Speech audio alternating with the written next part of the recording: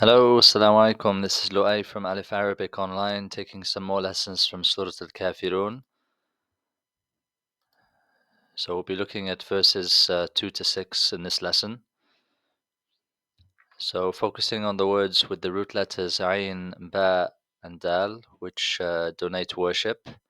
So we have a few words. We have A'bud, we have Ta'budun, we have A'bud again, and we have A'badtum.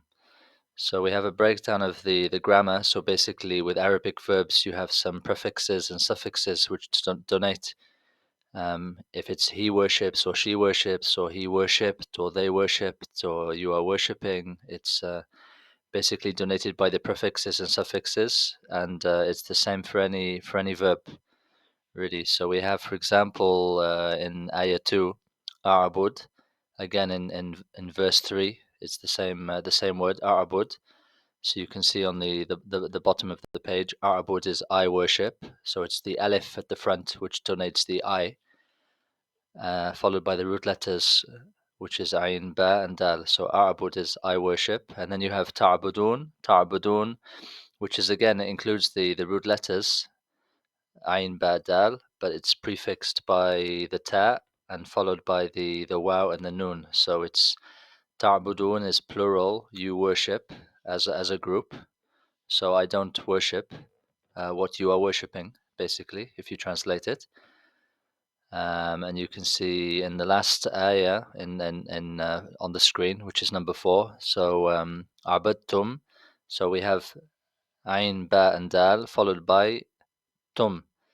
So tum, it's you, but in the past, you plural in the past. So it's abadtum. And this kind of format of prefixes and suffixes to donate past, present, and whether it's singular or plural is the same for any verb. And you'll see it in other lessons as well, the same thing for other verbs as well. So ta'budun, you worship, as a plural. A'bud, um, we covered, and also abadtum is the past plural as well. So we have some other words in this surah as well, which is abidun and also abid.